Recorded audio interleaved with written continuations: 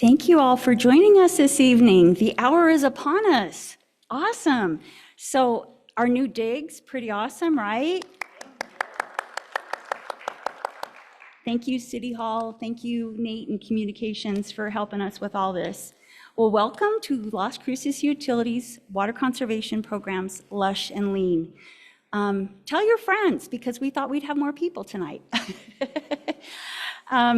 So we have a few important announcements. Anybody who's been to Lush and Lean, you know I try to pitch water conservation as much as possible.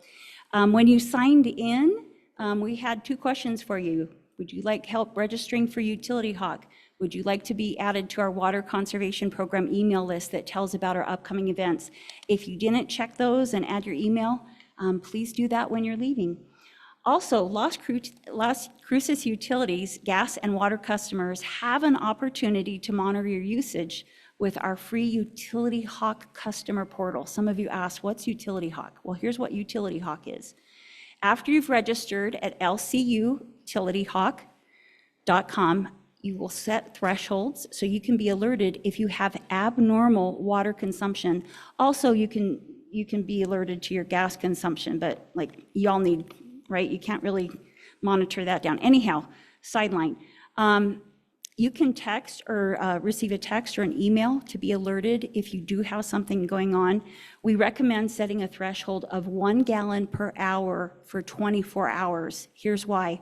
Why would you be using water at 2 a.m., 3 a.m., 4 a.m., right? Well, maybe it's because you have a leaking toilet, or maybe you have a broken irrigation pipe, or maybe you forgot you were watering your New Mex Odyssey green chili plants when the phone rang, and that water is just going. And you never would have known until you received that Utility Hawk alert, okay? It's an awesome program. It's an awesome tool, you would say. As you can imagine, this is especially helpful if you're out of town on vacation. Utility Hawk lets you see your estimated water bill or pay it through Utility Hawk also. If you're interested, need help registering, add your email or phone, like I said on the sign-up sheet, and our water conservation specialist, Maria Contreras, will help you set that up. Our Las Cruces watering restrictions are always in effect, and please note that even numbered addresses water on Tuesdays, right? And even, this is how I remember, right? If you're even, you're a 2, 4, 6, 8, right? Tuesdays, right? It's a 2, Tuesdays. Okay, that's my little tip. Even number addresses water Tuesdays, Thursdays, Saturdays, odd numbered addresses water on Wednesdays, Fridays, and Sundays. And please no watering on Mondays. All this is to conserve our precious water for future demand. All right, we do have a water waste hotline. That number is 575-528-4444.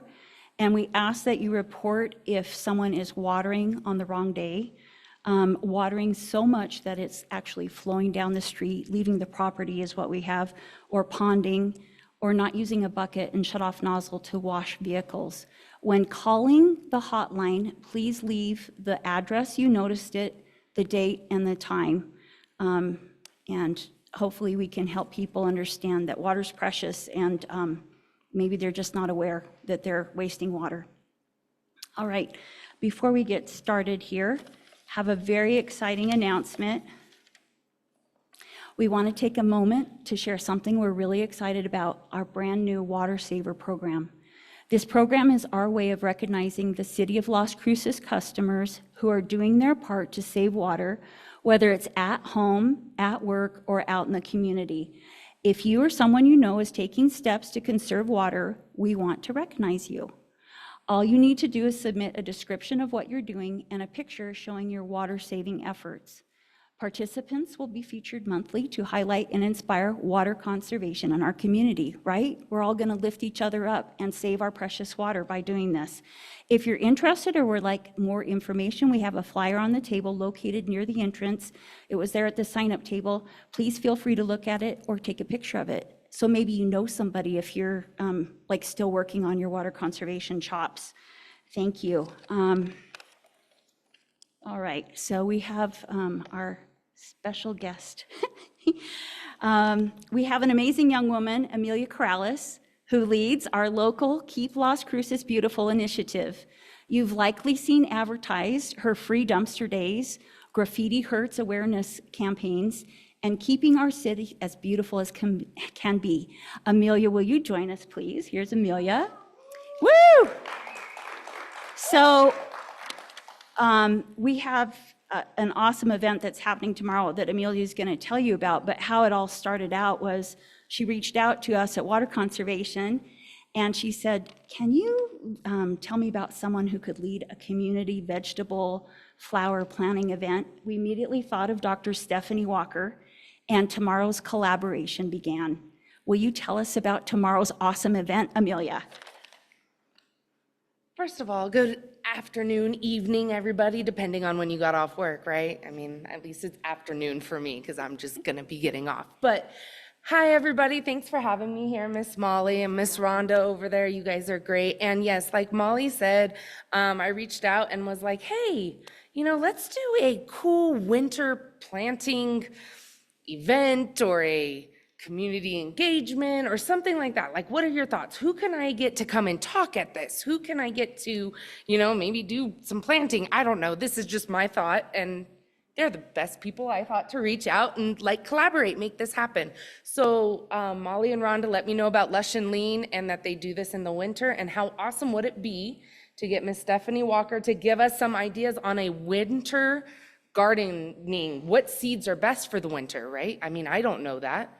So this is where this collaboration came. We started talking, the conversation started happening. And so tomorrow, combine an effort to do our family planting event, which will be held at Pioneer Women's Park from 1 to 6. And what that will entail with Ms. Stephanie Walker's help is her suggestions on seeds that can be planted and last throughout the winter. So you can come to our event tomorrow, and we'll have Miss Phoebe there from the libraries.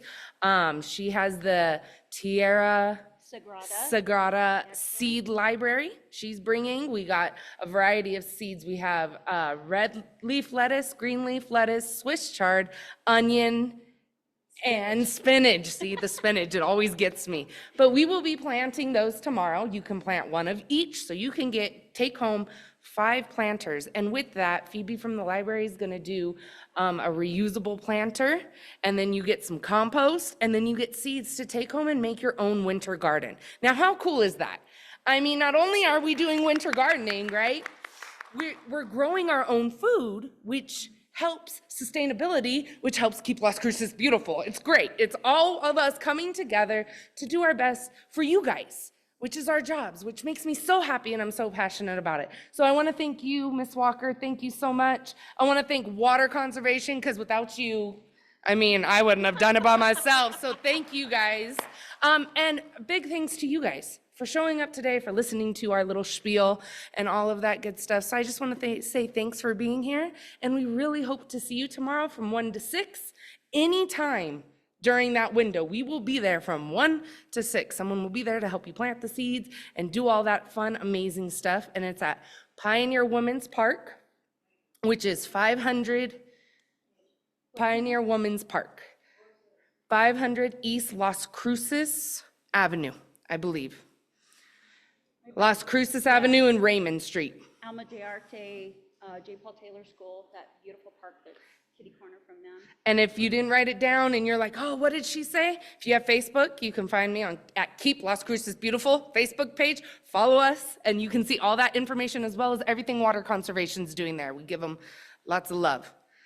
So thank you again for having me. Thank you, Miss Molly. Thanks, and thank you again, Miss Walker. Woo! You will be ready to have an abundant vegetable garden for this fall and winter. Amelia, thank you. She's awesome.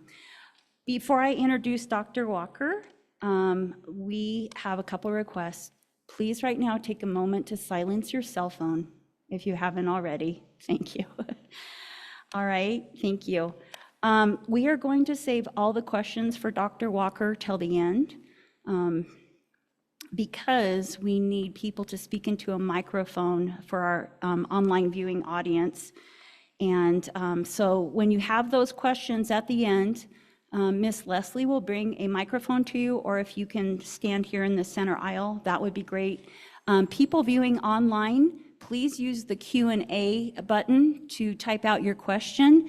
We have staff over here, awesome Miss Rhonda and Miss Cassidy, monitoring those questions so they can ask them for you and you can get those answers you need. Also, you were all given, hopefully, if you don't have it, please go back out and get an evaluation. You're all given an evaluation. We really appreciate you taking time to complete that. That's what justifies our swag budget and our time to do Lush and Lean. Thank you very much. Also, when you leave, if you're leaving early, will you please be as quiet as possible? We really request that you wait till all the questions have been asked, because we've had the problem of people like getting up and leaving and no one can hear the answers as Dr. Walker's explaining.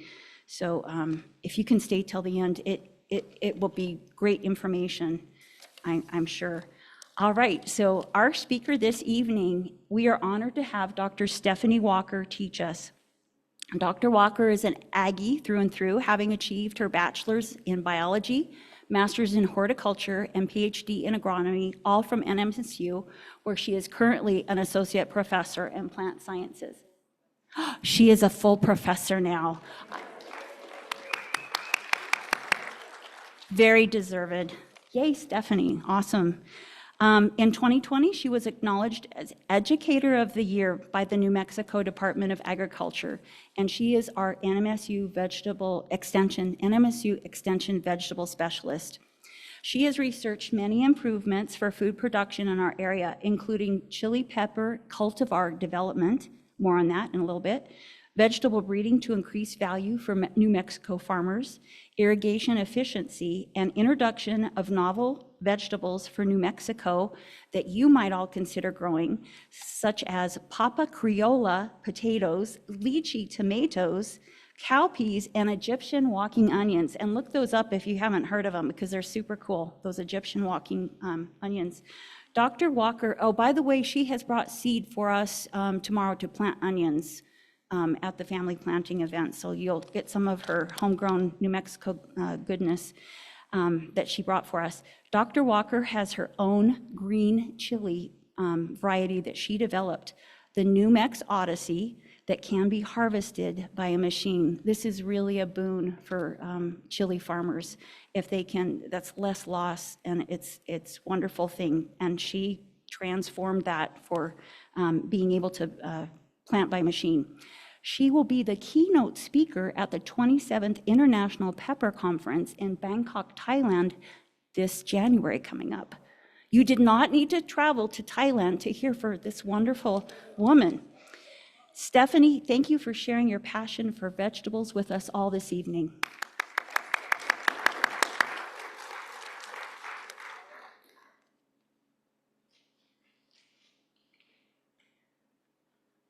Well, thank you for that very kind introduction. I appreciate it, and it's wonderful to see everyone here tonight. I can't take credit for the onion seed, though. If you go to the event tomorrow, they're in little packets that have a PI number. They were actually given to me for this program by Dr. Chris Kramer, who's our onion breeder. And what he does every year is he plants out many USDA germplasm bank accessions to increase the seed.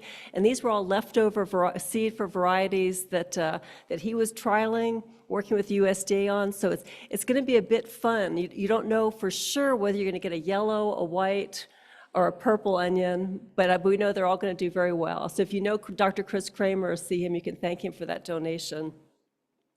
So yeah, so as was mentioned, I do a lot of research with chili peppers, but in my 27 years here at New Mexico State University, I've come to grow many, many different vegetables. I know it was last year someone told me the lychee tomatoes. I love them, but if you're from the southeast, it's a terribly invasive weed.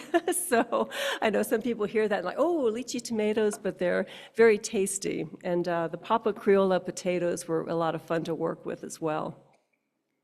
However, tonight, we're going to talk about strategies for successful vegetable gardening in southern New Mexico. Now, we all know the benefits of growing our own vegetables. Of course, you know where your food comes from. You're minimizing shipping inputs. Instead of bringing up your asparagus from Peru, you can grow it right there in your backyard. You can also enjoy your vegetables when they're at the peak of ripeness, freshest, most nutritious. You can grow the varieties you want. We're seeing many more selections that are offered in grocery stores and certainly the farmers markets. But if you want to grow something truly unique, like lychee tomatoes or Papa Criolla potatoes, you need to grow them yourself. And of course, we all know that gardening is a great exercise. In fact, they say this is better than jogging. It's just you're working just the exact right muscles to keep yourself healthy. And while you're out there, you can pop some of those cherry tomatoes in your mouth to really make it a healthful activity. So what's up with New Mexico Grown, though? So I've spoken to so many groups, and it's a sad story that I hear over and over again. Someone just moved here from New Jersey or Pennsylvania or somewhere where growing vegetables is as simple as throwing some seed outside, and then you go harvest your crop a few months later, a couple months later. Well, these amazing vegetable gardeners move here to southern New Mexico, and they can't believe how everything in their garden died. So it can be really, really frustrating for people. So tonight we're going to talk about some vegetables that do well.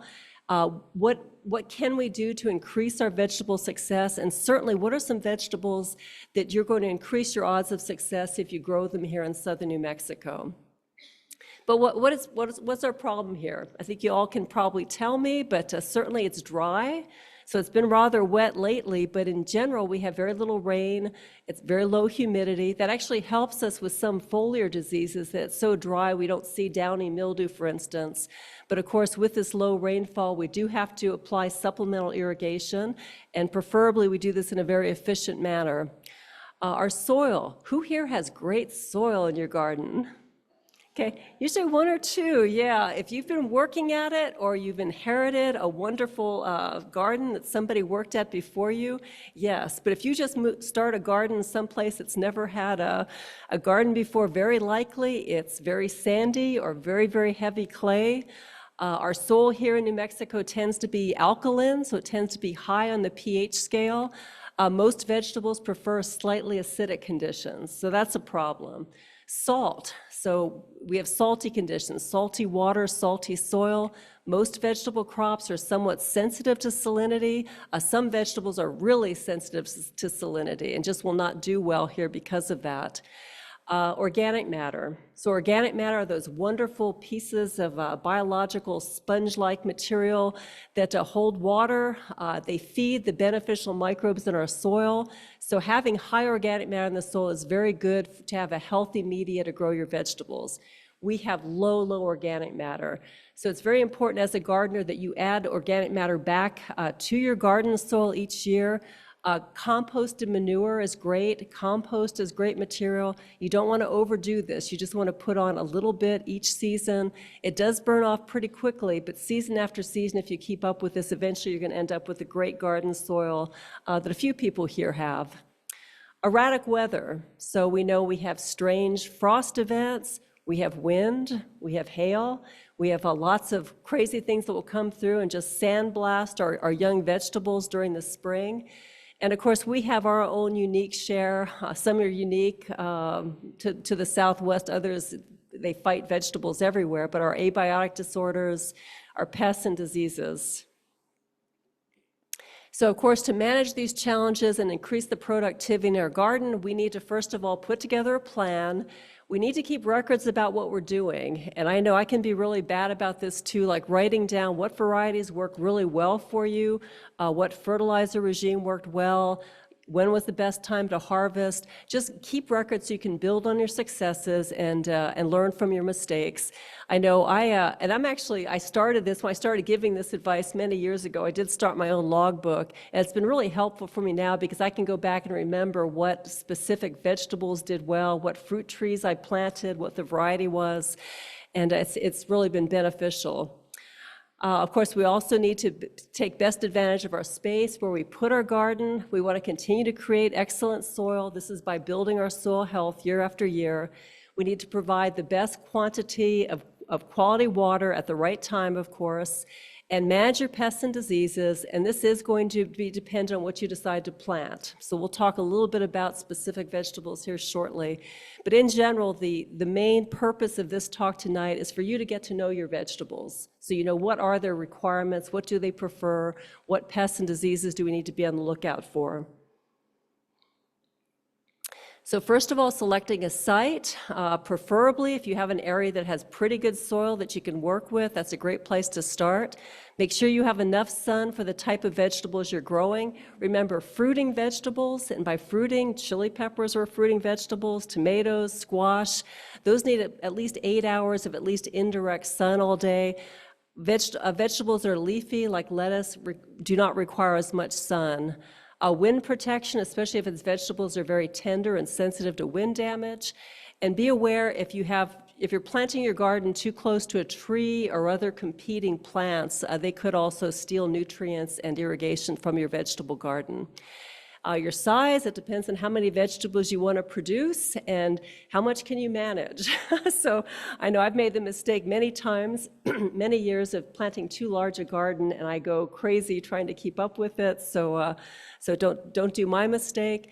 If you don't have a lot of room, if you don't have a lot of time to manage your garden, you can certainly start with smaller raised beds or a container garden. Container gardens work great for many of the vegetables that we could grow. Be aware of crop rotation. And this includes if you're doing a container garden or if you're doing a raised bed, you don't want to grow the same variety, same species or closely related species in the same area in your yard, in your garden year after year after year.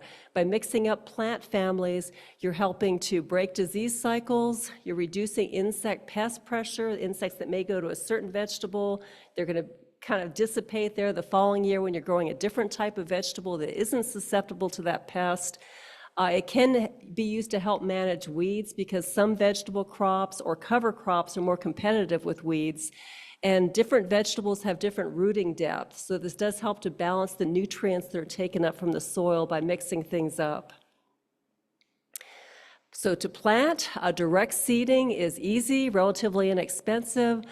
Because of our tough conditions here in New Mexico, if it's a vegetable variety that will transplant well, and not all do, like you don't want to transplant sweet corn, for instance, but with the vegetables that you can transplant, it does give you a boost on maturity. It helps you get by some of the salinity problems, some of the wind, some of the early season pest problems, and it gives you a boost on maturity by starting those transplants.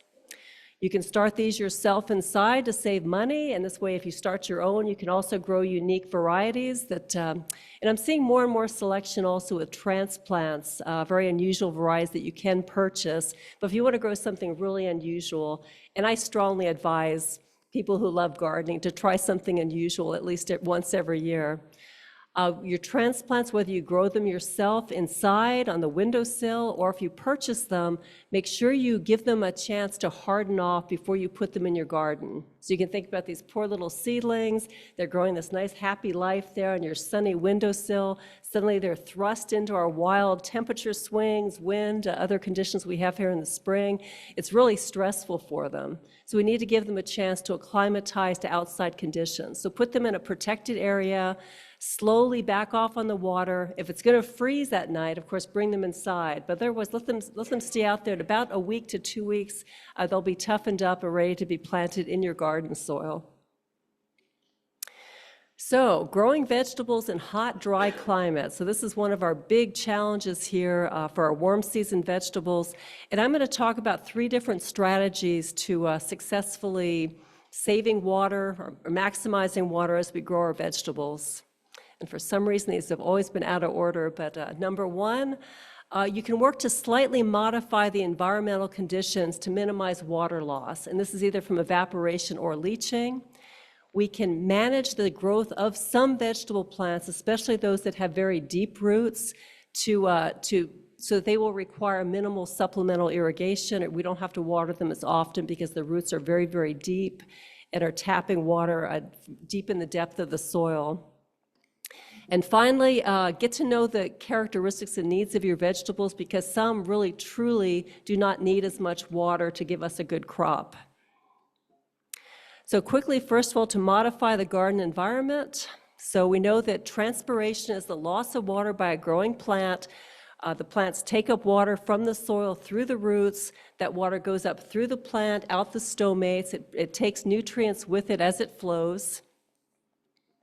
And this is also critical for keeping that plant cool, especially when it's very, very hot, as well as taking up nutrients and keeping that plant turgid or firm. So we know that we get an increased rate of transpiration when it's very hot outside or when it's very windy or when we have very, very bright sun beating down on those plants. So we have a lot of drought-resistant plants such as cacti that they have very heavy cuticle, heavy outside skin. They can have very small leaves or spines or hairs that help break up the wind that runs over those plants to reduce water loss due to excessive transpiration. Most vegetable plants are not drought tolerant. We don't typically take a big bite out of a barrel cactus like this. So what can we do, though, to at least minimize the transpiration rate of vegetable plants? I mean, vegetable plants are going to need to take up a certain amount of water to grow and give us the edible portion of the plant we're going to eat. But when it's really, really hot, they're taking up water just to survive. Okay, so it's not helping to add to the yield of the plants. They're just living, kind of like us in the real, real hot days of summer. We're just drinking that water to get through that hot period till it cools off a little bit. So things that we can do is wind protection and shading. And here during the hot part of the summer, even some of our heat-loving vegetables really respond well to partial shading. And with this, I usually say about a 30 to 40% rated shade cloth, or certainly have them situated so that they're getting shade right when the hottest part of the day, when that sun is beating down on them, when those plants are just transpiring like crazy just to stay alive. So give them a break from this by some shade.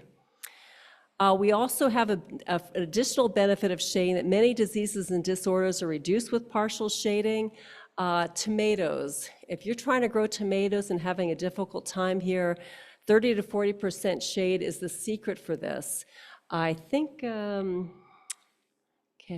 I think I'm going to talk here in a couple slides about curly top virus, but our biggest disease that takes out our tomato plants here in New Mexico is curly top virus.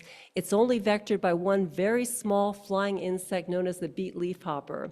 So these beet leafhoppers come in about mid-April, and they live very happily on winter weeds. They prefer feeding on and living on winter weeds. And right when those winter weeds are starting to die, it's exactly when we're putting out our tomatoes and our chili pepper transplants. The beet leafhoppers see something green to eat, and so they'll bite them. And then once the virus is injected in the plants are gone. They're not going to be productive anymore. The great thing, though, is beet leafhoppers don't like to feed in shady areas. So if you have a tomato plant that's out there in the full sun, that's like ringing the dinner bell for beet leafhoppers. If you have a tomato plant that's partially shaded, when those beet leafhoppers come through, they may hang around a little bit, but they're likely not going to eat your tomato plant and inject the virus. So keep in mind, controlling weeds is very important, and oh my goodness, with the moisture we've had now. So people always ask me, so is it going to be a bad curly top year? Because when we have a bad curly top year, you almost cannot grow a tomato plant to fruition unless you have shading or you have insect netting over the tomato plants to prevent the beet leafhoppers from biting them. So I'm always asked, is it going to be a bad curly top year? Because some years are really, really bad, a lot of beet leafhoppers. Other years we hardly see any. We always get some, but some years it's very light. And keep in mind, the beet leafhoppers like the weeds better than your tomato plants. So by keeping, by keeping the weeds removed from in and around your vegetable garden, that's going to help prevent attract more. We also know, of course, weeds compete with our vegetables for water and nutrients. So, we're trying to be water-wise, water efficient in our gardens, so we don't want to waste water on weed growth. And this is also where we get the great exercise with our vegetable gardening. Like, who doesn't like a good weed pulling workout? I know my kids never did, but I find it somewhat satisfying to go out and pull a bunch of weeds from my garden. And keep in mind, in addition to a curly top virus, there's many other viral diseases that are harbored in weeds. So a lot of other very common diseases we see are also the direct of that virus being kind of harbored in the weed or overwintered in the weed. So soil. So as I mentioned, we need to work on our soil. Most of us have kind of rough soil when we first start gardening. The soil we're looking for is going to be well drained, and it's going to have a lot of that organic matter that our native soils are very short in. So organic matter holds moisture. It's kind of like if you take a well-wrung sponge versus gravel. So the sponge, will hold the moisture. The gravel, the water just dissipates and dries very quickly. Our soil is very low in organic matter, and so we want to increase this through regular addition of compost, manure, organic mulch, or even using cover crops or green manures. So mulch is materials that's placed on the soil surface around the vegetable plants. Now there's both organic mulches and plastic mulches. Many commercial growers will use plastic mulches on some crops. Plastic mulch, you may see the black plastic that's just laid on the soil around the plants. I mean, it's great for maintaining soil moisture. It certainly helps prevent weed growth, but it does not add organic matter to the soil like organic mulches do. And also, I really am a proponent in reducing the amount of plastic we use in our vegetable production as much as we can. I mean, I know we're not going to completely escape plastic anytime soon, but it always kind of makes me sad when I see big piles of plastic mulch being pulled up from fields. Organic mulch, though, is great because organic mulch, we're not only getting that mulching effect, helping maintain soil moisture, we're also helping shade out weeds, but we're also adding organic matter back to the soil. So I will say, if you put organic matter on the soil, it is going to work its way into the soil as long as it doesn't blow off or is removed in some other way. So ideally, the best material you can add to your garden soil is organic compost. So organic material that has been composted. The composting process kills weed seed. It kills many of the diseases that are in that material. And this material is just perfect to work its way in and improve our soil quality. So with organic mulch, you want to apply this once your vegetable plants have reached some size. About put 2 to 4 inches around them. Don't cover your vegetables because this is very effective at shading out weeds. We don't want our poor vegetable plants to struggle through this material, though. Water it when you first put it down, but then after that, it really helps maintain that moisture in the soil where we need it. So by pros of mulching, we conserve soil moisture, we help keep weeds at bay. Fruits such as melons or tomatoes, if they touch the direct soil, of course, we start to get fruit rots as they mature, so this helps keep fruit off the ground as well. There are bad sides of using mulch, though, so think about what you're doing, think about what plants you're going to grow. Number one, this mulch can harbor pests. So I asked this question at a talk the other day, so what kind of pests of your garden do you think might enjoy living under that nice layer of organic mulch? And someone told me mice. I said, yeah, mice, that's a good answer. It's very, very true. I mean, mice can be an issue in gardens. I was thinking of squash bugs. So how many of you have grown squash? If you've grown squash, I'm sure you've all faced the heartache of squash bugs, right? Well, squash bugs love hiding under stuff like this. So if you're going to grow squash and you're going to try to keep the squash bugs at bay, you probably don't want to use an organic mulch during that crop rotation. Another thing we have seen is, so this is it's going to take some labor. You got to get out there, get that stuff laid down. And depending on what materials you use, you need to make sure that it's going to stay on your garden soil where you want it. I've actually had a few calls to my office, people very, very upset because their neighbor's newspaper mulch was blowing through their yard. So newspaper, it makes a great mulch. It really does. It helps keep weeds at bay.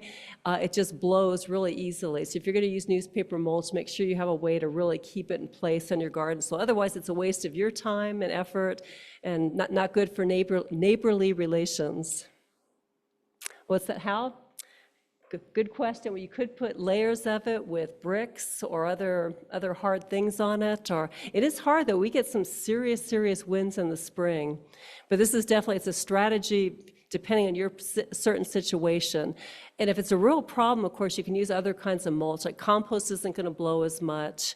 There's other issues with nutshells. Wood chips may take so long to break down that they're not going to kind of compete with your vegetables for nitrogen use while they break down. So you really have to think about, what is your goal here, and then choose your mulch accordingly. And this is actually a whole nother talk for another day. Yes, sir. Oh. Corn what? Oh. Cardboard. Oh, cardboard. Cardboard doesn't blow as well. Yeah, cardboard works great. Yes, absolutely. Yeah, I think I'm supposed to save questions to the last, but I'll go ahead. Yes. Pine needles, yeah. And yeah, so I know in other parts of the country where there's parts of the country it's almost hard to believe they actually have trouble with acidic soil. If you have acidic soil, you don't want to use pine needles as a mulch. But here, I've never seen anyone use so many that it's hurt them. So it's pine needles with our alkaline soil. Pine needles work fine. Okay. Whoops. Okay, so vegetable plant management. So the way we manage our plants in the garden, of course, is also going to impact how tough they are with our dry conditions, how drought-tolerant we can make them. We do know that virtually all vegetable crops grown here in New Mexico do need supplemental irrigation. Of course, we need to use these water resources wisely, though, and keep in mind that many beginning gardeners, in their quest to have a really productive vegetable garden, overly water their garden. And we see a lot of disorders due to water-saturated soil. So if your garden soil stays saturated all the time, you're going to smother the roots. They actually need to be breathing, just like the above ground parts of the plants. So make sure it dries out a little bit between watering, and many soil-borne diseases also thrive in overly wet soil. So I usually use the example of chili wilt. Many of you have heard of chili wilt, and that's a fungal-like disease that really hurts our chili growers in wet years. If they can't get the water off the fields quick enough, it's actually closely related to a water mold, and it just quickly reproduces and kills entire fields of chilies very quickly. So how do you know when to water? Well, dig down to your roots to check the soil moisture. It should have just a little bit of moisture where the roots are actively growing at all times, ideally. I'm often asked, well, there's a lot of high-tech, instruments you can use to check the water status and water accordingly. We actually just finished installing a really high-tech field at one of our ag science centers where we're trying to do this. But for home gardeners, I find knowing your soil, digging into your soil, is really the best way to determine when to water. Everything okay? Oh, wow, thanks. Oh, thanks.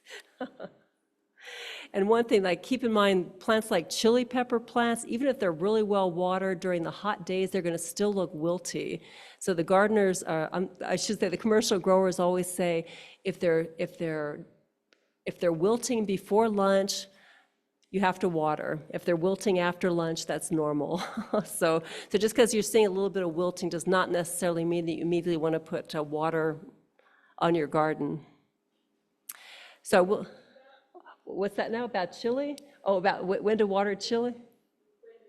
Oh, when to water? You want to water so you should always have enough moisture where it feels like a well-wrung sponge where the roots are actively growing. So you should let the surface, depending on the type of soil, because it's always hard to differentiate, because a sandy soil is going to need more frequent, less deep water. A clay soil is going to hold the water better, so you want to water clay soil less frequently. And once again, this is a whole topic for another day. In fact, you could have Dr. Jukadar in here to talk about that. But yeah, get to know your vegetables, and certainly if you start to see serious wilting, serious stress, then you know that they're going to need more water than what you're giving them. Although keep in mind also, if they may be wilting because they're being overwatered because you've killed them. I have done that myself. I've seen that many, many times. So controlled application of water can aid with drought tolerance. The water requirements through the season are going to change depending on the size of the plants as well as the particular vegetable plants you're growing. Seed germination or transplant establishment of the garden is always critical. When those seeds are first germinating, when you first put those transplants out, they need to be kept moist. Otherwise, the seeds will die or the transplants will die. The critical water stage for most vegetables is while the part that you eat is actively growing. So for a crop like lettuce, it's going to be when those leaves are developing. For sweet corn, it's when those kernels are developing, which is pretty much, much of its life. Fruiting vegetables like tomatoes, chili peppers, and melons, when those plants are actively flowering, it's really critical to get them optimum water at that time. Otherwise, we end up with blossom end rot later in the season. I think I have a slide to talk about blossom end rot. I'm always asked how much water to apply to our garden. Well, it really depends on your soil conditions as well as how big your plants are. But in general, approximately 1 inch of irrigation water, so about a third of an inch every other day, depending on all these other factors that I touched on. Okay, and here's just kind of summarizing what I just said. Tomatoes, eggplants, and peppers, they need the most water when they're flowering and forming their fruit. Vine crops, same thing. Carrots, onions, and lettuce need consistent water throughout the season. And sweet corn is a real thirsty one, so they need quite a lot of water in order to get good kernels set on your cobs. Now, if you have deep-rooted vegetables, and once again, this comes to knowing your vegetables, some of the deep-rooted crops that we grow here include asparagus, squash, and tomatoes. Some shallow-rooted crops like onions and lettuce, no matter what you do to those plants, they're always going to have very shallow roots. So with our onions, lettuce, we need to apply water more frequently, not as deeply. But with our deep-rooted plants like tomatoes and squash, if we will slowly apply water so it percolates very deeply into the soil, and don't water as often, that's going to encourage very deep root growth. And the deeper we can get the roots to grow on these deep-rooted vegetables, the more robust they're going to be when we have very hot, dry conditions hit us during the summer. So less frequent deep watering, allow the water to slowly percolate. And of course, I'll talk about some of the different irrigation methods. Many home gardeners, of course, will go out with the hose, and that's fine. It's just not the most efficient way to water our vegetables. If you put a little bit of extra effort into setting up your garden, you can either use drip or soaker hoses are very good because this is sending the water exactly to where the roots are growing, where it's going to do the most good for your vegetables and avoid losses due to evaporation and other losses. So flood irrigation, very inefficient. Sprinklers, a little bit better, but you're still losing a lot of water to evaporation. So deliver water directly to the roots. Sprinklers and flood irrigation are the least efficient. Drip irrigation and soaker hoses are the most efficient. And water in the morning or at night to minimize evaporation. Many people say, oh, you shouldn't water at night because the plants will stay wet. Not usually a big problem here in New Mexico. It's so dry that they're going to dry off just fine. You can, of course, automate your irrigation. This is a great way. Once you figure out exactly how much water your garden is going to need on a regular basis, this can certainly save your work and trouble. And once again, this is a whole talk for another day, somebody showing how to set up an automated irrigation system. So now for me, this is the fun part of the talk. Let's talk about some of the vegetables that will do very well here in New Mexico. And what are their requirements or what are considerations we need to think about before we plant these? So this is my list. So I've been at the university for 27 years. I've been in this job about 20 plus, 21, 22, I guess. And I've worked with a lot of gardeners, a lot of commercial growers from southern New Mexico as well as throughout the state, throughout the region. Based on feedback I've gotten, based on my own personal experience, this is my list of crops that do best here, that are, for the most part, the most problem-free. And there's a few on here like squash.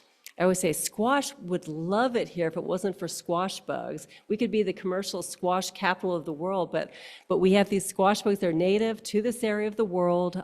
Squash bugs lived on buffalo gourd out in the wild, and then people brought in commercial squash seed, and these squash bugs said, buffalo gourd, this stuff's terrible.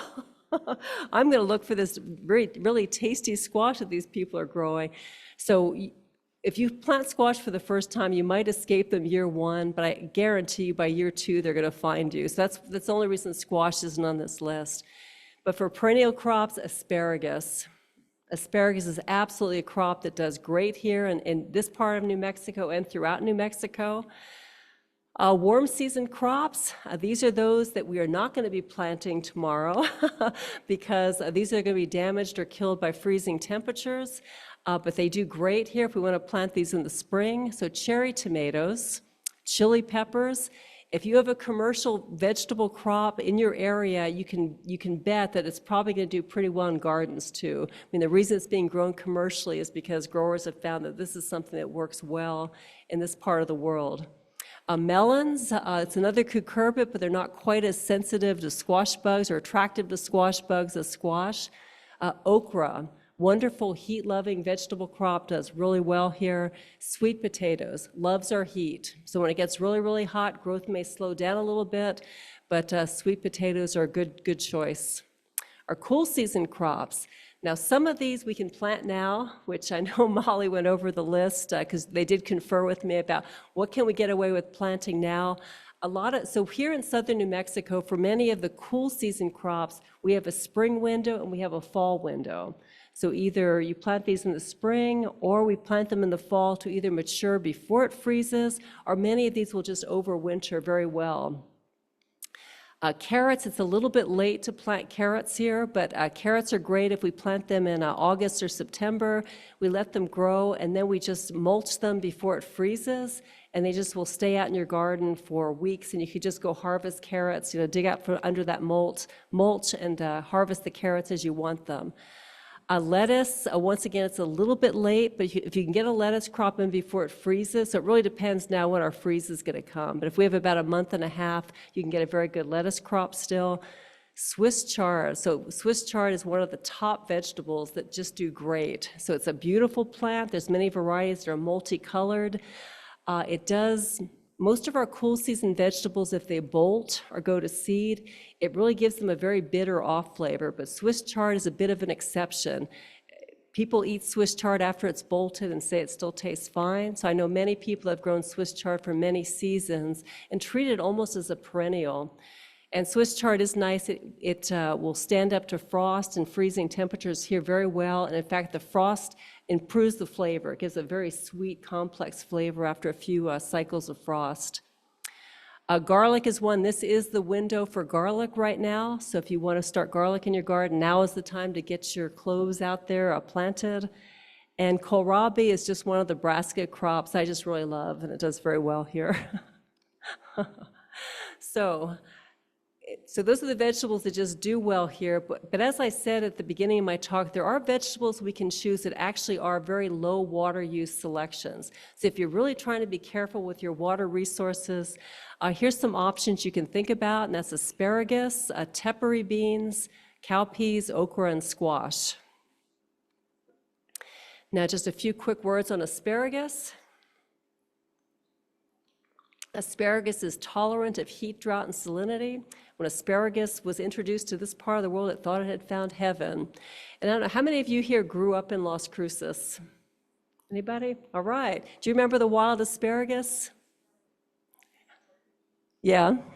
Yeah, so it was wonderful. I actually grew up here. I've been here since the early 70s, and we used to see wild asparagus growing in the ditch banks everywhere. And the only reason we don't now is because of, unfortunately, programs to conserve water removed a lot of the weeds in the ditch banks, and the asparagus plants were taken out at the same time. So best of intentions, a good reason to remove the weeds, but we took out the wild asparagus too. But this is why you can plant your own asparagus. So this is the most popular perennial vegetable. So as a perennial, once it's established in your garden, it can keep producing for many, many years. I know I had a plot that I started that's still very productive after 20 years. So for this reason, it's important you think in advance where you're putting your asparagus bed. I don't think he minds if Jeff Anderson, if I drop his story. So Jeff Anderson is our amazing county agent here, and he shared the story with me that he had taken out his asparagus bed because it was right by his patio, and the plants had grown so big that they were blocking his view, and he didn't like the smell. I said, "No, you took out your asparagus bed. That's so sad." But be aware, they are strongly smelling plants, and they do get very tall. So put them somewhere in the back, somewhere where they're out of your way and not blocking your view. And maybe offending your sense of smell. So the ferns get 6 feet or more. We don't want to move them once they're established. It's kind of touch and go to try that. Something important to know about asparagus is that it's a dioecious crop. When I say it's dioecious, that means they're separate male and female asparagus plants. So nowadays you can buy modern all-male hybrid varieties. And many people like that because the male plants are more productive. You're going to get more spears off of a male plant because they're not putting all that energy into producing seed. Also, because asparagus loves it here so much, if you have a female asparagus plant out producing seed, you can really quickly get an asparagus weed issue in your garden. So if you see the little red berries, that means you have a female. And even the all-male varieties are going to be about 96% male. So every time I've ever started all-male varieties, I always get 1 or 2 females in there. So you can rogue the females once you see the berries, or if you don't have the heart to, just let them do their thing. So plant asparagus in the spring when the soil can be worked. So this is going to be in the early spring. They love high light intensity. They do very well with relatively warm days and cool nights. They love the low humidity we have. They do like good drainage though. So if you have very heavy soil, that could be a problem with asparagus. Although we know that asparagus will start very easily from seed, most gardeners will start with crowns, and this gives you a 1 to 2 year boost on actually being able to harvest them. So this is that gnarly little thing that the top picture is an asparagus crown, and it's basically a dormant root system, and usually they're 2 years old when we buy them from the seed companies. If you buy these crowns, then you can select an all-male hybrid if you want to try to increase your productivity and minimize female plants. If you want to start from seed, though, just keep in mind you'll have half males, half females, and it's going to take a couple more years before you can really start harvesting spears. So first year, you want to dig a 6 to 8 inch trench, bury these dormant root systems there on the very bottom of the trench, and then that first year, as the plants grow, you want to backfill with soil and compost. Don't harvest any spears the first year because we really need to have those plants put all their energy into establishing themselves so that they can give you a very productive harvest the coming years. So as those plants grow the first year, backfill those holes. The second year you can harvest lightly, but always stop harvesting your spears when they're coming up very skinny, less than the diameter of a pencil. It means that the asparagus plants are running out of energy, running out of food stores. So you need to stop harvesting, let those ferns grow to replenish the plants, and then after it's frozen, during the winter, you can cut off the dead spears and then compost them or dispose of them. And then it's always a good idea to fertilize, just add a nice manure layer there during the winter. So this was my asparagus bed from my previous garden. Did I have any female plants? Boy, I sure did. And did I have an asparagus weed issue? Yes, I did, but I didn't have the heart to rogue them, though. So, okay, so that's the great perennial crop to grow here in southern New Mexico. How about our other types, our warm season versus our cool season vegetables? So our warm season vegetables include squash, tomatoes, eggplant, okra, cucumbers, beans, chilies, bell peppers. Our cool season crops that should either be planted now or in the ground now include broccoli, carrots, spinach, lettuce, Swiss chard, kale, onions, beets, and radishes. So warm season vegetables are going to be killed or severely damaged by frost and freezing temperatures. The seeds tend to germinate when the soil is warmer, and for the most part, these plants really thrive in warm temperatures. Although when it gets really, really hot, it's not just us shutting down. Even our heat-loving warm season vegetables are going to slow growth at this point. Fruiting warm season vegetables can come in two different plant architecture types, indeterminate or determinate. Now, you may not be familiar with the terms determinate or indeterminate, but basically it's just determinate means the same as bush type or dwarf. So these are relatively small plants. They usually don't need to be caged or trellised. They grow in a very confined area. So if you have a very small garden or if you're doing a container garden, you want to look for a bush type or dwarf type. They tend to set their fruit all at the same time, and they tend to give you earlier maturity. So some varieties, like some of the bush beans, within a month, you could have beans harvested off of something from a direct seeded plants. Indeterminate also means vining or pole type. So these you'll usually have to either stake, cage, trellis, or give them a huge garden area to grow. I think if you've grown pumpkins, you know how huge an indeterminate pumpkin plant can grow. They tend to set fruit over a long period of time. So instead of like the determinate types, you're going to pick all your tomatoes pretty much at the same time. With the indeterminate, you're going to pick a few tomatoes today, and a couple more days you'll pick a few more throughout the season. So by the end of the season, these plants tend to have higher overall yields. Now, usually gardeners are going to want the indeterminate types to prolong their harvest, but there's really good reasons to grow determinate or indeterminate depending on your situation.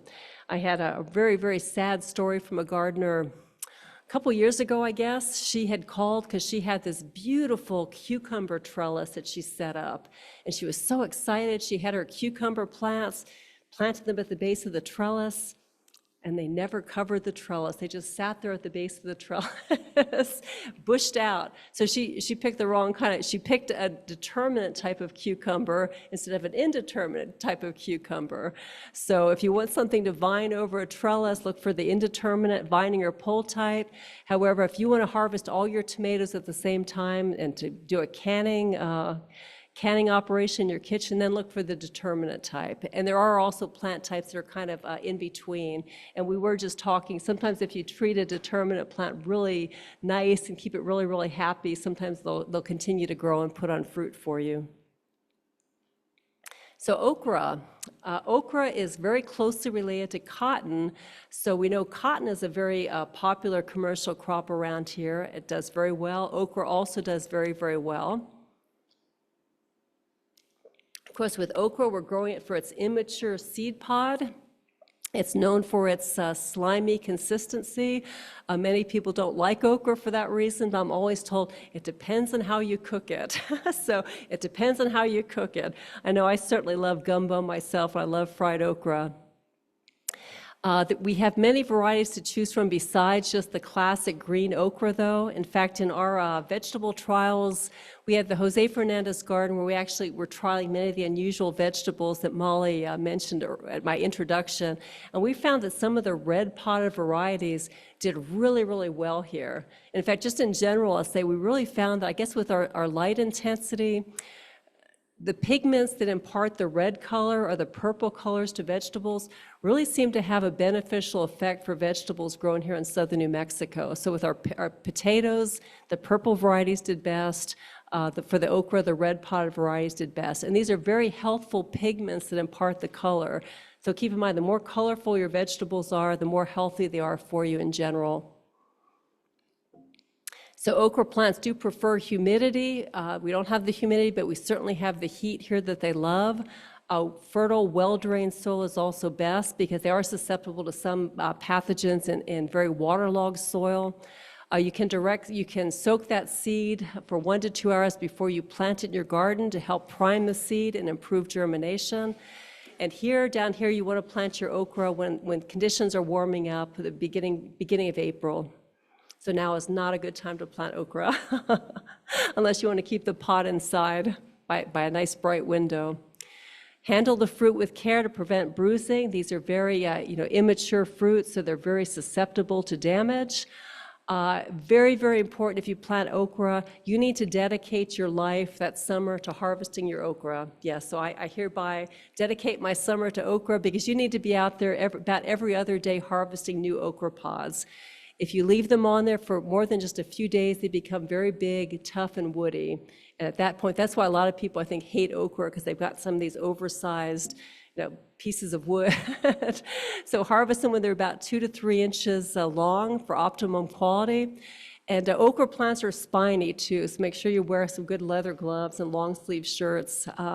We even had Clemson Spineless is a very popular variety. We planted the first time my technician came back into the office all bloody and said, the Clemson Spineless has spines. So the name's a bit of a misnomer, but it's not as spiny as some of the others, I guess we could say. So tomatoes, okay, so I already talked about the heartbreak of tomatoes and curly top virus. Well, cherry peppers are really tough. In fact, if we have a bad curly top year, our cherry tomatoes, the small fruit tomatoes, are usually the last to get curly top virus. They're just not as susceptible to it. We don't get the blossom end rot issues as much. We don't get the cracking. Cherry tomatoes grow just like a weed in a well-tended garden. So they do really, really well if you don't have your heart set on a big slicing tomato. Chili peppers, another solanaceous crop. It's a commercial crop here, so we know it does really well. We certainly have our issues with it, but in general, you're going to do well growing chili peppers. So tomatoes, despite the fact they break our hearts here, they're the most popular vegetable here in New Mexico throughout the United States. They're a member of the nightshade family, closely related to the eggplant, peppers, and potatoes.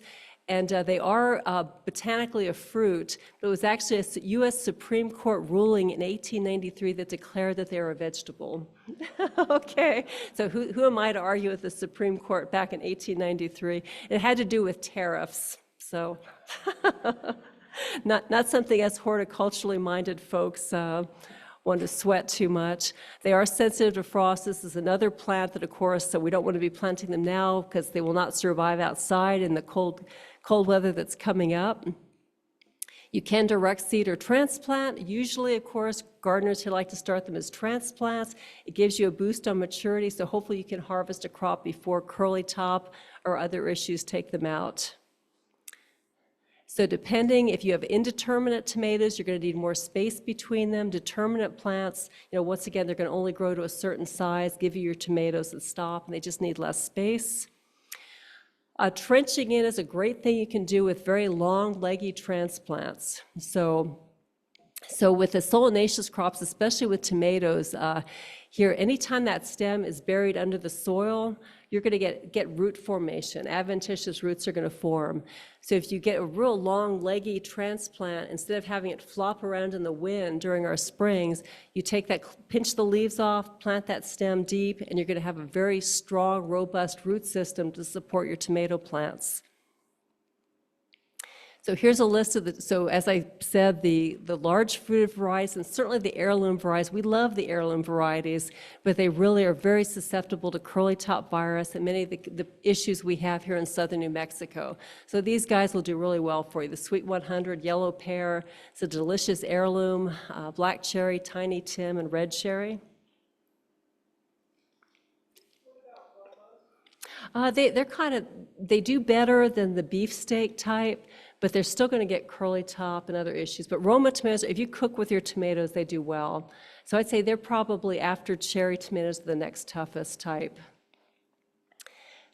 Yeah, and and we actually have some tomatoes that are touted as being more drought tolerant, so they'll take withholding water longer, the pineapple and yellow pear. Also keep in mind, if you have a determinate tomato that's going to give you fruit very, very quickly, that means they're going to need less overall irrigation because they're just in your garden a shorter amount of time. So water uptake, goes with how long they're actually out in the garden taking up water, as well as how much they will take up at any one watering. So encourage deep root growth with these. Most of the tomato varieties have very deep penetrating roots. We need to encourage those roots to grow deeply. And here's some others that are really drought tolerant. The 506 bush is known for being it has kind of a medium-sized tomato. It's determinate, it's going to give you fruit fairly quickly here. Celebrity is it's an all-around great tomato that is really tough here with drought conditions. And if you want to try something really unusual and unique, the Punta Banda is actually, it's a native tomato that was actually collected from the Punta Banda Peninsula in Baja California. They're very, very small fruit, very thick cuticle, but tasty and very early maturing. So this is one you have to get from one of the specialty seed catalogs, and this picture was actually taken from Native Seed Search. So once again, this is one you're not going to see in the grocery store, but kind of a unique type of tomato to grow. So the pea and bean family, beans do very well here as well, a wide variety of the beans. I'm not talking about, so English peas really require cooler temperatures. So with English pea types, we want to plant them very early in the spring. But our pinto type beans, lima beans, they are warm season crops. However, they will drop blossoms in the heat. So usually when it gets really hot here during the summer, our beans stop producing. But beans also can be either bush or pole type. As with the okra seed, soak that seed in water for an hour before you plant it in the garden. It will enhance the germination. And beans, they're legumes, so they may or may not fix nitrogen. So people always think if they plant beans, their plants are making their own nitrogen. This may or may not be happening because the beans have to actually be in a relationship with rhizobia bacteria. It's these bacteria that actually take nitrogen from the air, break that tough triple bond, and make it plant available. So if you've never had this rhizobia bacteria in your soil, then you might not have this interaction happening. So you may have to inoculate your bean seed the very first season you plant them. So low humidity and high temperatures cause blossom drop. So even though they're warm season crops, when it gets really hot, they're going to stop producing for you. However, bush beans at the end of the summer, you could, within 50 to 60 days, you can get a harvest of beans, as long as it doesn't freeze before you can take those out of your garden. Now, tepary beans. So tepary beans, I love these. This is a native crop here to the Southwest. It's a very, very low water use crop. And the saying goes is back the Native Americans used to get an arroyo after a rainflow had just come through and just plant some tepary beans into this moist soil at the arroyo and then leave and then come back a couple months later and they could harvest their tepary beans. So they're not high yielding, but they have a great flavor, really unique assortment of colors, and just a really, really interesting type of bean. And really, you don't want to overwater these because they'll be very unproductive if you try to give them the amount of irrigation water you'd give to other vegetables in your garden. Cowpeas, also known as black-eyed peas, are another crop that's really a low water use. They do like humidity typically, but they thrive in high heat. And this is another bean crop that if you try to overwater them, it's going to actually hurt their productivity. And we actually, we did, so I finally, after 20 years, I finally did 2 years of trials with cowpeas, and they overwintered for us. So it was just amazing. So we planted them and just let them do their thing all winter. When it gets really cold, the growth slows down, but it didn't kill them. So we were actually looking at them more for a cover crop, and it was a salinity experiment, but really tough, really delicious beans. I don't think cowpeas are enjoyed as a food by humans as much here in the United States as we should. Okay, the cucurbits. So cucurbits also, most of these have very, very deep penetrating roots. So some of the cucurbits are very, very drought tolerant, especially if you're encouraging that deep root growth through very deep, less frequent watering. The cucurbits include our squash, pumpkins, gourds, cucumbers, and melons.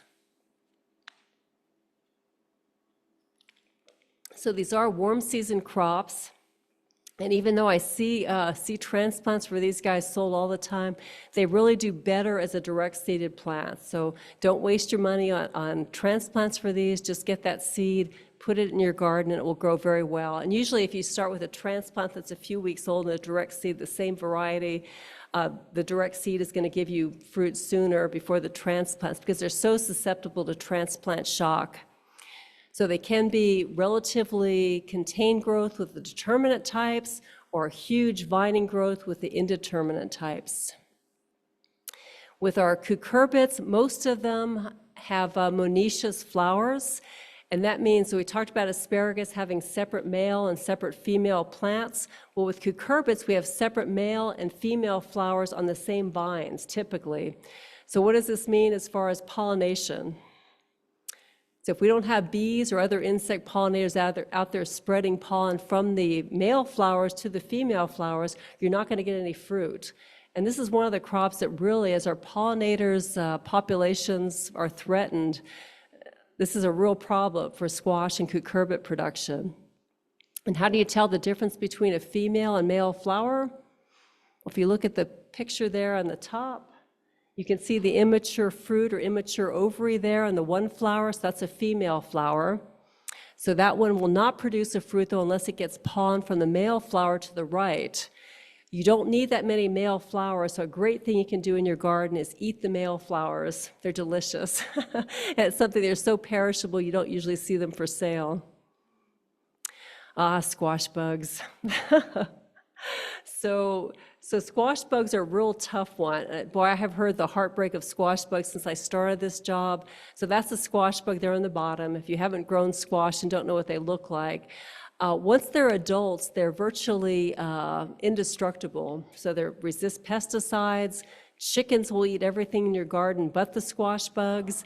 The only thing, people will squash them, and it's kind of nasty to squash them too. So I like to, if I can catch them, I put them in a bag in the freezer and let them slowly go to sleep.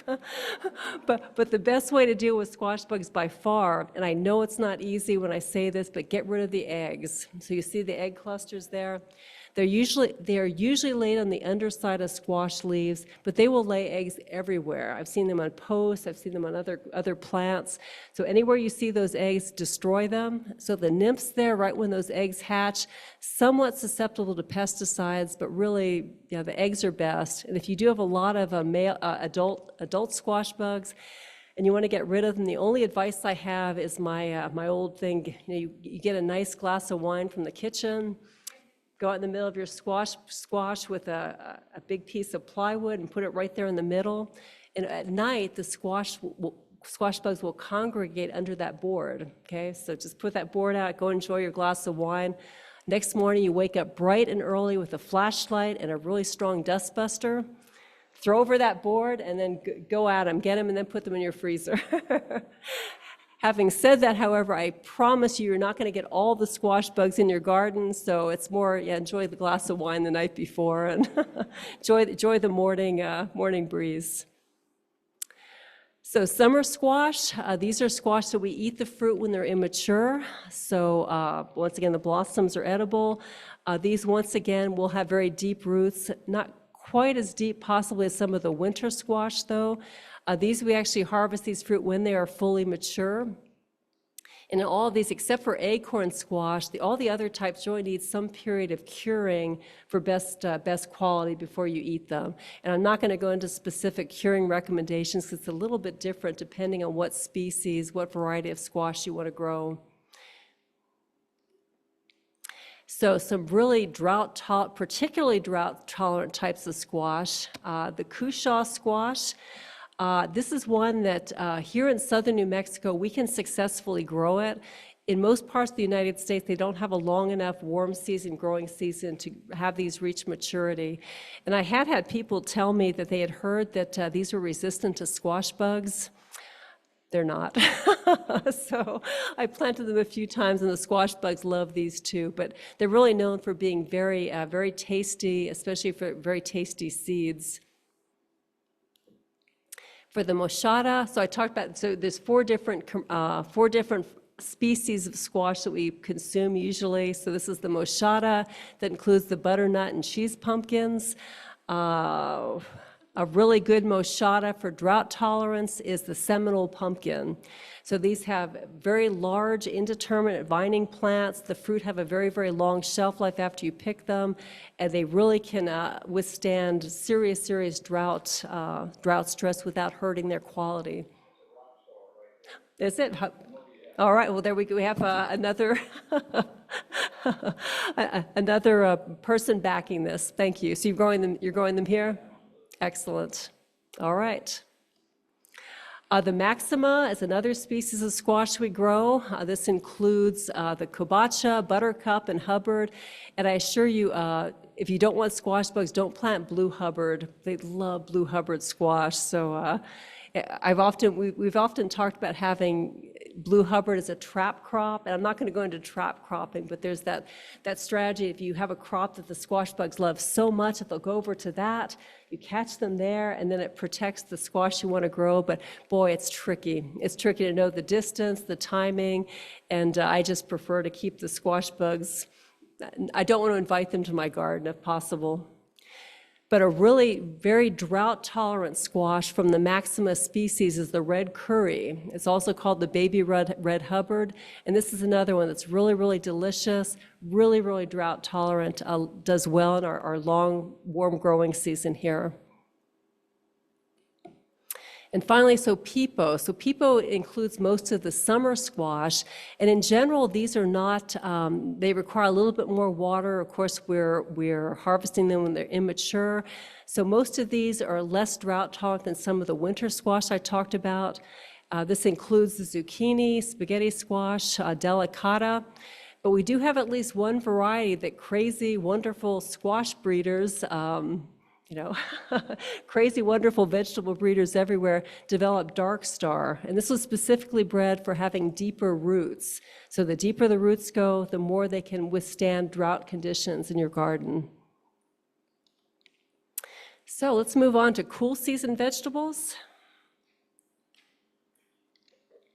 These vegetables are highly or somewhat frost tolerant. The seeds tend to germinate in cooler soil temperatures.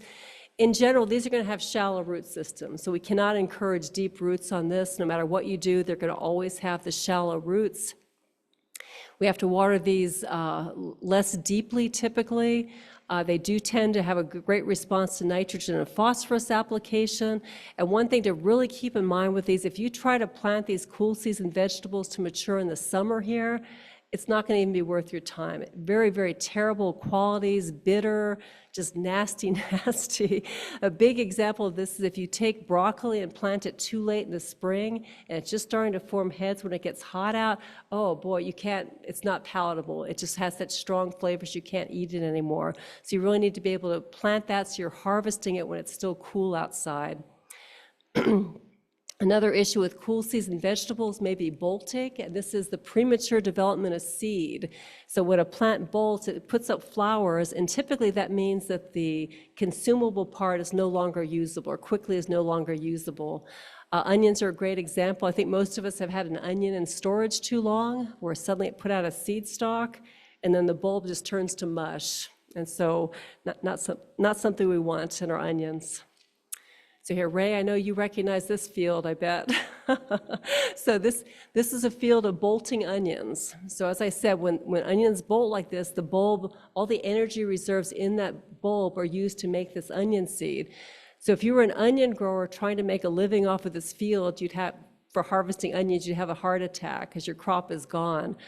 Fortunately, this was for seed production, so we do have at least one company that produces onion seed here in southern New Mexico. So if you see a beautiful field like this, very likely it's seed, and the grower is very happy to see all these beautiful umbels. So bolting in cool season vegetables can be triggered by a cool spell or vernalization or changes in day length or photoperiod. Lettuce is another commercial crop that we see here in New Mexico, so we know lettuce is a great cool season vegetable selection for our gardens. There's 4 types: leaf, crisphead, butterhead, romaine, also known as cos. Really, the only reason we don't have a larger commercial lettuce industry here is because we're just outcompeted by Yuma. There's other places that can just produce it cheaper, ship it cheaper than us, but we grow some really good, high-quality lettuce here. So if you're growing a heading lettuce, plant in succession so you can prolong the harvest at the end of the season. A leaf lettuce gives you a very quick time to harvest, about a little over a month. You can also extend the harvest on leaf lettuce by taking the outer leaves and letting those plants regenerate.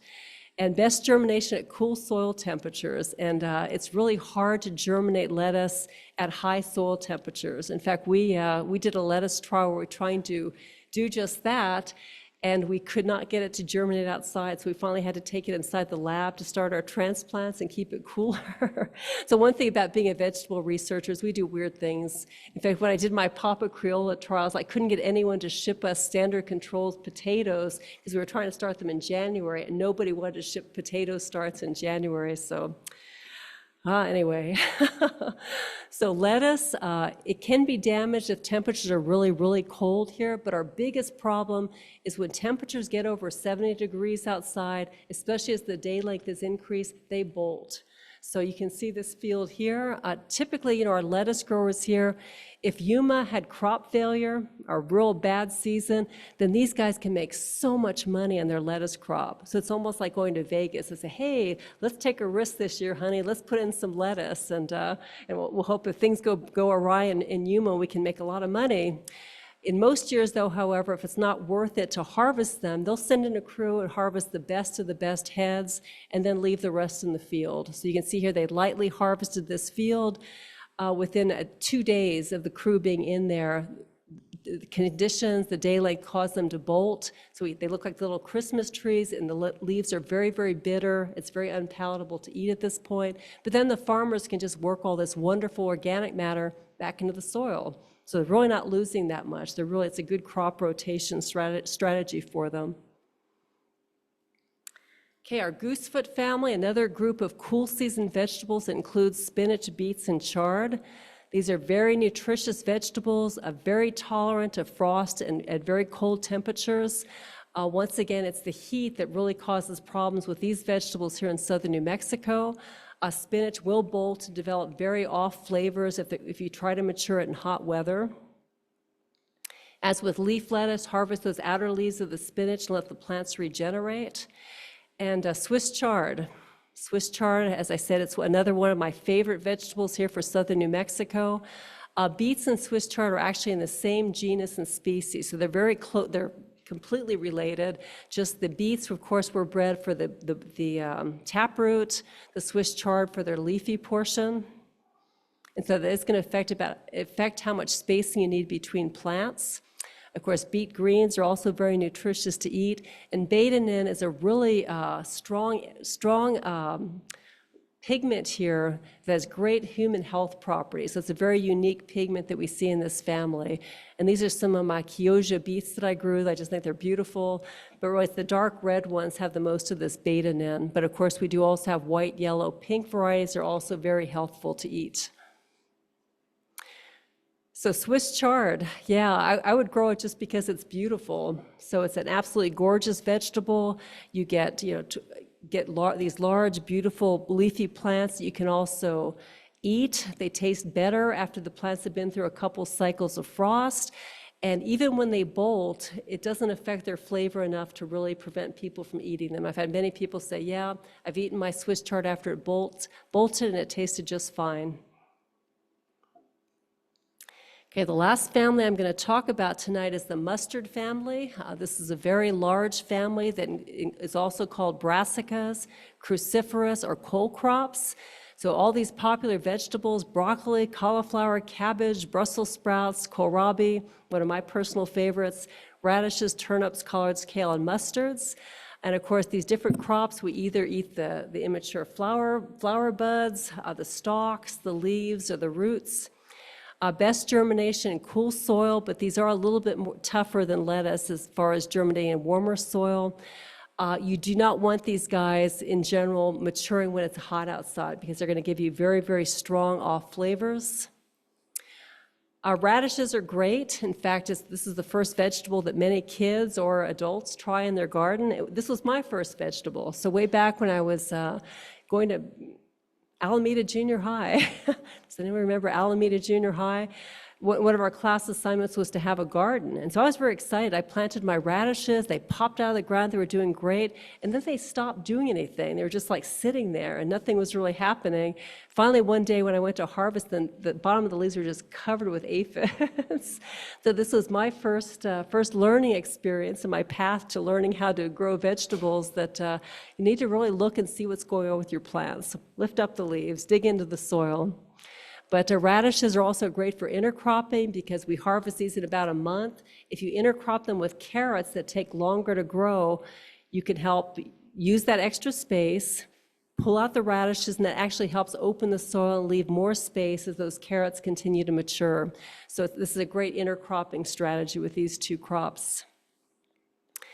So broccoli, of course, we love broccoli. We're growing it for its immature flower head there. It's relatively tolerant to environmental conditions, but we do, of course, want to have this maturing when it's cool. If it gets hot, it's no longer going to be worth eating.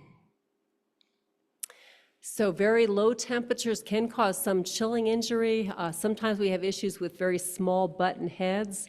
Often that's because of a nitrogen deficiency, but it can also come on because of swings in temperature. And of course, you want to harvest these before those flowers start opening. Okay, well, I guess I'm going to wrap this up and open it to questions. So just to kind of summarize, irrigation-efficient vegetable gardening, which is so important here in southern New Mexico where our water resources are so valuable. Organic matter, okay? Our soil lacks organic matter. It burns off when you put it in, so this needs to be a regular labor of love every year, putting in that compost, other organic mulches to help build that organic matter in your soil. Deliver water slowly and directly to the roots. If you sprinkle irrigate, you're going to lose water to evaporation. If you over-irrigate, you're going to lose water to runoff or other, or heaven forbid, watering your weeds. We don't want to water the weeds. Cover bare ground with mulch, okay? So you're helping to add organic matter back to the soil. You're also helping to maintain moisture in the soil right where the roots need it. You're also helping to minimize weed growth because the mulch will usually shade out most of your weeds. The weeds are also wasting water. Eliminate weeds, got ahead of myself.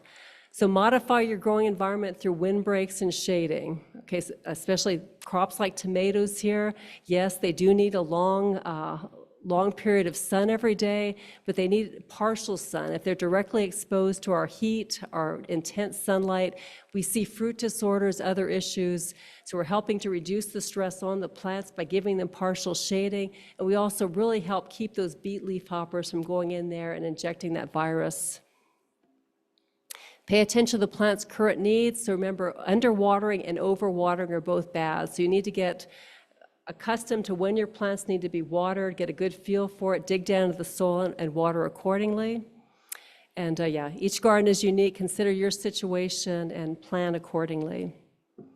Yes, and I think this might be the wrong web address. I'm so sorry about that. It changed recently, and I am really thrilled to say that the growing zones, recommended crop varieties, and planting and harvesting information for home vegetable gardens in New Mexico.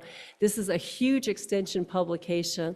I've done 2 edits on it in my time in this job, and we just re-edited it. So this is at the reviewers right now. So we're going to have a brand new version of this based on the new USDA hardiness zones that were changed several years ago.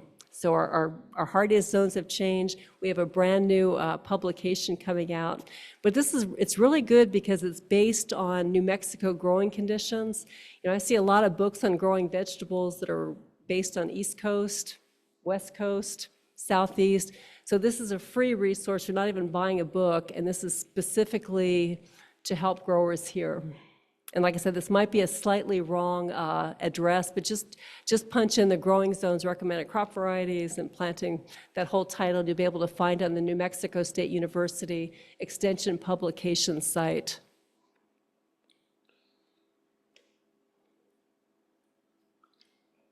Okay, and with that, any questions? Yes? Oops, I'm sorry, yeah, we have to speak into the microphone, I almost forgot there.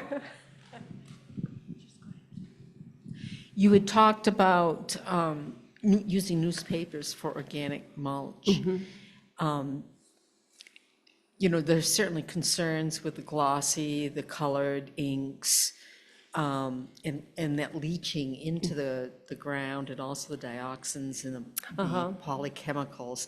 So that is a good point. Yeah, you really want to avoid the glossies and stick with the black and white. Yeah, excellent point. Thank you. I have a question about nematodes. I mean, for years, I could grow carrots, cucumbers. I mean, so many, you're giving them away, 40, 50-pound watermelons, cantaloupes. I can't grow any of it anymore, none. We tried the plastic, the temperature, and I don't know what to do, and I don't use any harmful chemicals. Yeah, so root knot nematodes are tough, and they're very common here in our sandy soils. So one thing I have found that I know many of the broccoli varieties do not support nematode growth, so having a broccoli rotation may help you. Another great thing is just keep that soil completely plant-free for a season or two. Don't allow any weeds to grow, no plants. Keep the soil moist. The nematodes are going to emerge, and they're going to look for something to eat, and they're going to die if there's no plant material there to eat. But keep in mind, there's a really wide host range, so you have to be really strict about keeping all the weeds out of that plot.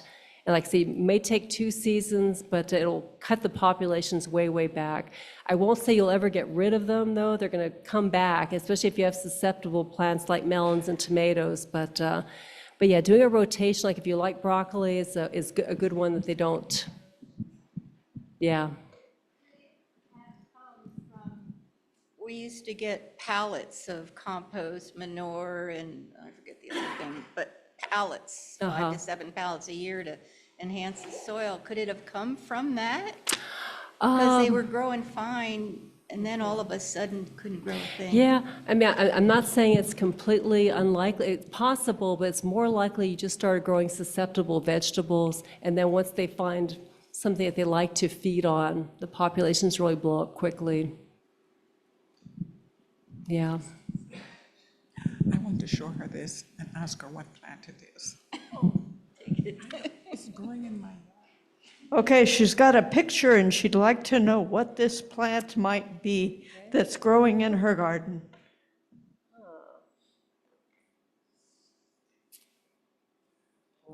Sorry, I'm not sure.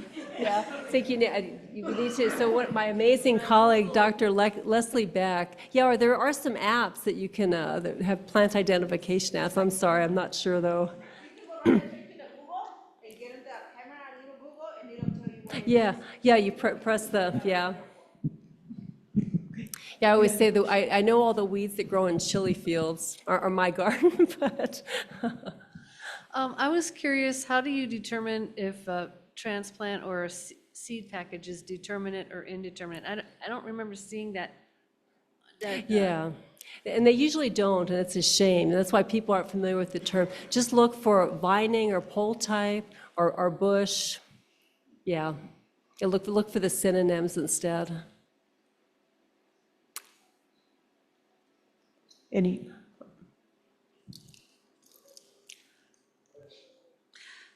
I had zucchini and cucumber in container gardening, many, many blooms. I hand pollinated the squash, Zippo, just very, very little, and only 2 cucumbers, and it was huge. What could be the problem? So how big were the containers? Yeah, I know, container gardens are great, and I do love them, especially if it's small space. Sometimes they're really deep-rooted plants like tomatoes. I've never seen someone grow container tomatoes without having blossom end rot issues. So I'm wondering if maybe there just wasn't enough root mass to support the fruit. There's other reasons for lack of pollination, though. If there's really low light will cause pollination to not occur, really high temperatures will. So there's a lot of other things that could, yeah, I know. I guess, call, if you continue to have this problem, have either Jeff Anderson, our agent, or have me come and look at what's happening. Well, tell him, Stephanie said you should bring her. So, okay, you bet.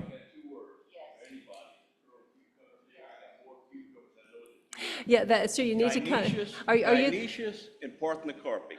That's the only variety of cucumbers you want to plant. Yeah.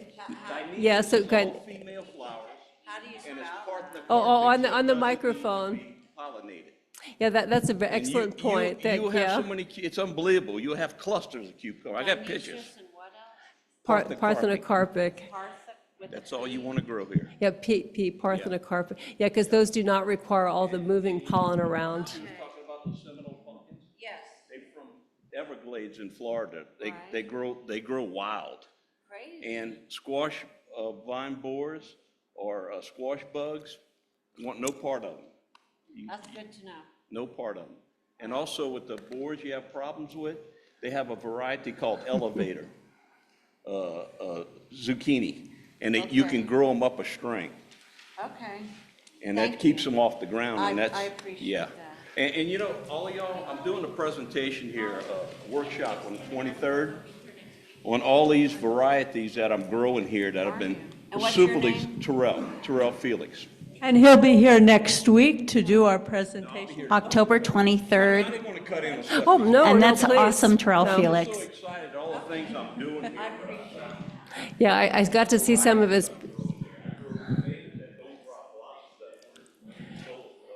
Yeah, I got to see some of his pictures before I started, and I strongly advise everyone to come hear his talk. And we have another question here. It's a comment. Crushed eggshells seems to help with blossom end rot. Yeah, so blossom end rot is a micronutrient imbalance when those fruit are first forming. So we know that if you cut off water, it prevents the micronutrients from continually helping to build the cell structure in those fruit. Eggshells are a great source of calcium. And usually calcium is the main micronutrient that we think is a factor in causing blossom end rot. There's not enough calcium. However, what I'll say, eggshells are fine to put out in your soil, but eggshells mineralize as opposed to, they don't release their nutrients quickly. It takes like years and years for them to actually break down and release. Yeah, yeah, I guess I'm just yeah, from what I hear from my soils expert colleagues, they just said it doesn't. And also, I will also say that we have a lot of calcium in our soil here already. So it's not something I mentioned. We do have alkaline soil, we have salty soil. We really have a lot of calcium and potassium in our soil. So if you're having blossom end rot, it's more likely a water uptake or other micronutrients. And I will say that you know, we've always had blossom end rot issues in my chili plots. And this, for the first year, it was actually my colleague, Dr. Jukadar, who, if you know Dr. Piccioni, Dr. Jukadar is taking Dr. Piccioni's position since he retired. And she's amazing. But she said, hey, I think if we go out and foliar apply this micronutrient mix will help with the blossom end rot in chili. I was skeptical, but by gosh, it worked. It really worked. So as opposed to eggshells, get some of these micronutrient mixes. A lot of these nutrients get bound up in our alkaline soil. So even though plants take up most of their nutrients through the soil, by spraying these on the leaves, you avoid getting them bound up in the soil. So it worked really well for our chili. And yeah, so Israel, yeah, you are going to have an excellent, excellent new up and coming professor here in Dr. Jukadar.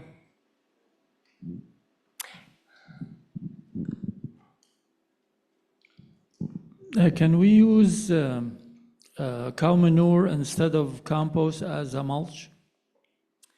So if you use cow manure, it's really better if it's, well, first of all, you don't want it to be fresh, of course. It's much better if it's composted first. And I would worry about just using it a mulch that you're adding just too much nutrient there to the soil. I think that might be overkill on it. So I think you'd probably be best to use maybe a little bit of it as a fertilizer, a side dress. But if you're talking about a big mulch layer, it might be too much. But yeah, but definitely, yeah, fresh cow manure, you know, you can have weed issues in it. There's other issues that you can have if you don't compost it first. Or let it sit out in the field for a few months to, oh. Yeah, I mean, yeah, you could definitely put some of it on the soils. I just wouldn't put a lot of it because it's you know, really high in the nutrients. But yeah, on the top of the soil as opposed to working it in, yes, yeah. You know, you don't have to. Some of my colleagues have done research that you can work it into the ground, but if you just put it on the ground as a mulch and water it in, it's going to do as much good for your organic matter and soil health as working it in, and it's a lot less. Yeah. I have another question up here. I understand that llama manure can be put on the plant fresh. Is that true? And between horse manure and llama manure, which is better for the vegetables? Wow, I have to admit, you got me there. I'm not familiar with llama manure. I will say I don't know. Maybe it's less hot, so that's why people are saying you can put it on directly. But I would imagine that you're still going to have weed seed and other issues in it. So I think it's probably still best to compost it. But I don't know about llama digestive tract? Do they break? I don't know, I'm sorry. But I'm gonna definitely check that one out though now, that's interesting.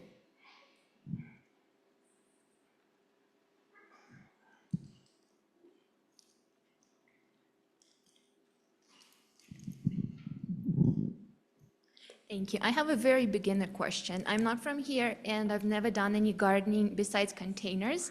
So like, what do I do with the soil that is in my backyard? Do I need to use soil from the store, or can I just use it as it is, adding all of those add-ins that you mentioned? So. Yeah, it really depends on the soil. Is it sandy or is it heavy clay, or what does it look like now? So it's by the river. Uh-huh. So Oh, well, that could be a good sign, yeah. If it's by the river, you might have a pretty good start there. I would definitely compost some of the amendments to it. And I mean, if you really wanted to do things, full bore, you could do a soil test on it and get recommendations about what they say should be added to it to grow vegetables. So soil test, Jeff Anderson is usually the one who helps with that. We used to have a lab at New Mexico State, and they closed it years ago, so now we have to send samples out of state. But I think it's only about $25 a sample. It's been a while since I've checked. But we can get the information to you. In fact, I think that there's an extension publication that has a list of the labs.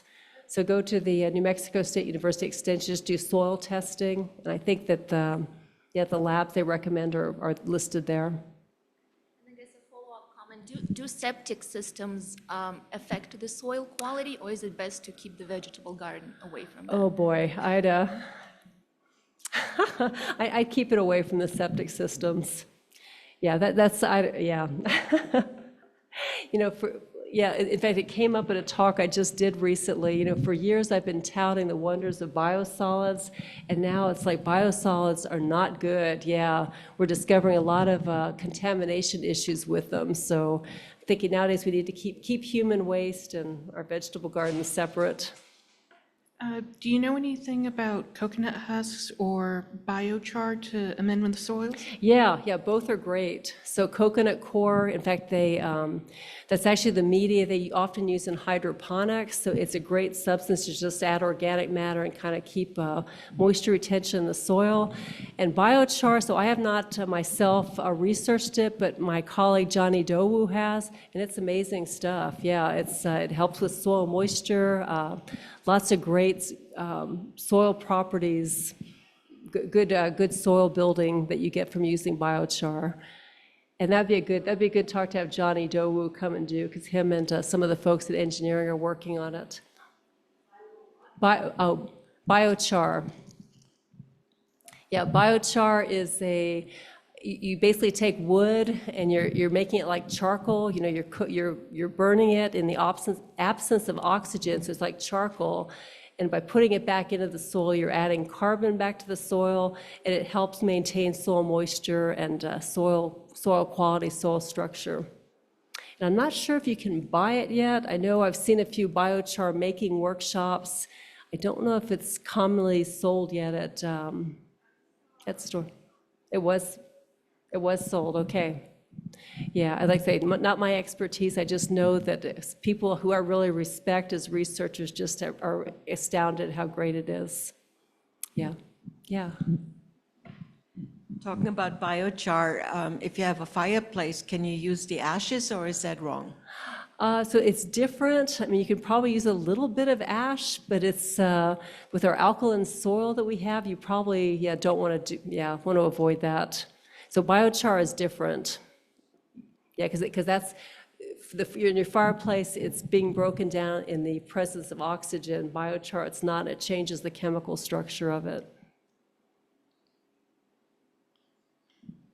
Any others? Nope. Thanks so much, Stephanie. Of course. Yes, thanks. That was tremendous. And we didn't have any questions from our online viewers? How many people online, Miss Rhonda? Okay. Well, thank you, everybody, for joining us tonight. Just a couple quick announcements before you're leaving. We do have an evaluation for people who are viewing online. You'll receive that. Please take a moment to complete it. Please take a moment to complete the actual physical sheet you received when you checked in, and leave that with Miss Cassidy as you're leaving, or Miss Leslie. And we want to give a shout out. We're talking about mulching. We have free mulch available up at the Foothills landfill. This is green garden waste that people have, donated, basically. They've done their clippings, they've done their prunings. It is chipped, shredded, it is turned between 12 months to 18 months. It's been in the sun, so any kind of weed seed will be killed. It's a nice, deep brown color, beautiful for dressing your garden. Stephanie, I do have something for you. I'm sorry. If you don't mind hanging out just for a little bit longer, thank you. And you can get that up at the Foothills landfill. Another thing that was mentioned were the biosolids. Miss Rhonda, would you like to say something about that? So we do offer biosolids. It's a biosolid compost. It is the TDS that is from our wastewater treatment facility. Our wastewater treatment facility is on Amador, at the very end of Amador. These are free. You just show up. They can provide 5-gallon buckets worth, or you can even make arrangements to get a truckload. Now, there are, some hate it, some love it. It works for some, it doesn't for others. So, if it doesn't work for y'all, totally good. We'll still give it to those people that want it, but it is another alternate organic mulch that can be used as well. And I just like to say, I used it to plant my fruit trees. My fruit trees, those micronutrients in the biosolids, they just loved it and ate it up. So they do testing on it, and you can get the test results when you pick it up.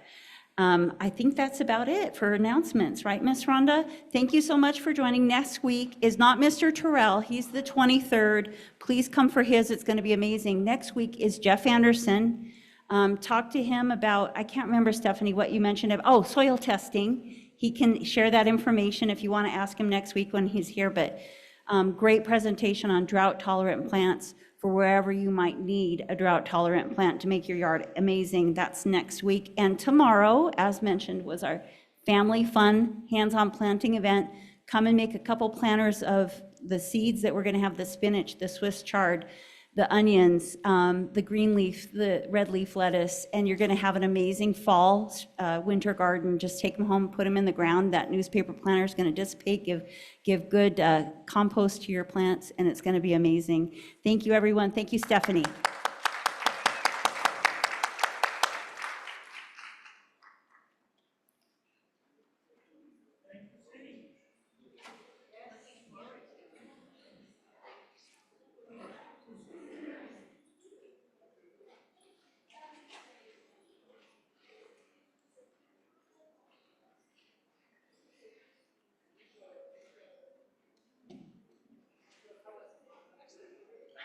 Sorry. Stop share.